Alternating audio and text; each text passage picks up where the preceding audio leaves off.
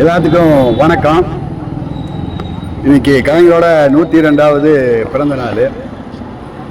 கலைஞர் வந்துட்டு இந்தியாவின் முதல் முறையாக கொண்டு வந்த திட்டம்னு சொல்லி தலைப்பு போட்டு கலைஞர் கொண்டு வந்த திட்டங்கள் எழுதுனா 100 திட்டங்களுக்கு மேலே எழுதலாம். மற்ற மாநில முதல்வர்கள் கொண்டு வர தயங்கிய, கொண்டு வர பயந்த, கொண்டு வர முடியாத திட்டங்கள் எல்லாம் கலைஞர் இங்கே தமிழ்நாட்டுக்கு கொண்டு வந்தார். குடிசை மாற்று வாரியம், இது சமத்துவபுரம், பெண்களுக்கு சொத்துரிமை, இதெல்லாமே முதல்ல கலைஞர் தான் கொண்டு வந்தார். பல திட்டங்களை கொண்டு வந்த கலைஞர் அவர்களுடைய புகழ், அவர்களுடைய மதிப்பு, அவர் கொண்டு வந்த திட்டத்தளவுக்கு இந்த தமிழ்நாட்டில் உயர்ந்திருக்குதானா இல்லை. ஆனால் அந்த திட்டங்களை திருப்பி திருப்பி மக்கள்கிட்ட கொண்டு போய் சேர்த்த வேண்டிய கடமை நம்மளுக்கு இருக்குது. நல்ல முதல்வர்னு பேர் எடுக்கிறதுக்கும் நல்ல ஆட்சி செய்யறதுக்கும் நிறைய வித்தியாசம் இருக்குது. சமீபத்தில் கூட நம்மளுடைய மாநில துணை முதலமைச்சர் உதயநிதி ஸ்டாலின் கிட்ட கேட்டாங்க பத்திரிகையாளர்கள். எல்லாரும் காமராஜர் ஆட்சி அமைக்கிறேன்னு சொல்றாங்க, எம்ஜிஆர் ஆட்சி அமைக்கிறன்னு கூட சொல்றாங்க. புதுசா கட்சி ஆரம்பிக்கிறவங்க எல்லாம் யாருமே கலைஞர் மாதிரி ஆட்சி அமைக்கிறேன்னு சொல்றது இல்லை அப்படின்னு சொல்றப்போ நம்ம துணை முதலமைச்சர் என்ன சொன்னாருன்னா, கலைஞரோட ஆட்சி அமைக்கிறதெல்லாம் அவ்வளவு சாதாரணம் இல்லைங்க.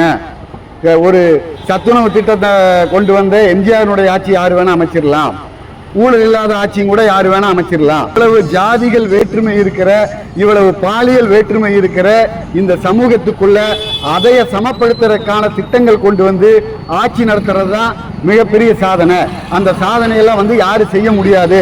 புதுசா இருக்கிறவங்க கலைஞர் ஆட்சி அமைக்கிறேன்னு சொல்ற அளவுக்கும் கூட அவங்களுக்கு இந்த திட்டத்தை பத்தி புரிதல் இருக்காது அப்படின்னு சொல்லி இருந்தாரு. அதுதான் சரியான பதில். இப்ப எம்ஜிஆர் என்ன பண்ணுவாருன்னா, வயசான ஒரு பாட்டியை பார்த்தாருன்னா கட்டி பிடிச்சி போட்டோ எடுப்பார்.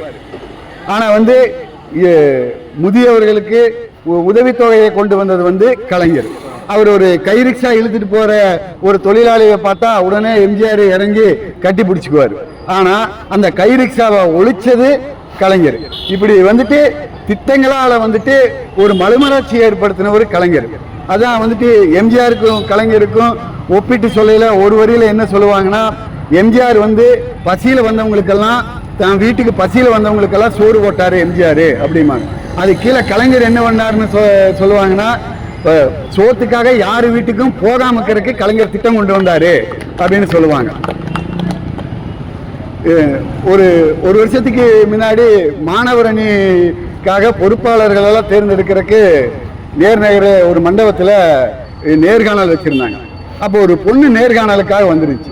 அந்த பொண்ணை பார்த்தா புதுசாக தெரிஞ்சு, எந்த கட்சி மீட்டிங்லையும் நான் பார்த்ததில்லை, கட்சி நிகழ்வில் எதுலேயுமே பார்த்ததில்லை. அப்போ அந்த பொண்ணுகிட்ட போய் கேட்டேன், உங்களுக்கு இதுக்கு முன்னாடி நான் பார்த்ததே இல்லையே, நீங்கள் இந்த பகுதின்னு கேட்டப்போ, நான் இதுக்கு முன்னாடி எந்த கட்சி நிகழ்ச்சிக்கு வந்ததில்லை, நான் இது அரசு தேர்வுக்காக படிச்சுட்டு இருந்தேன், டிஎன்பிசி எக்ஸாமுக்காக படிச்சுட்டு இருந்தேன்.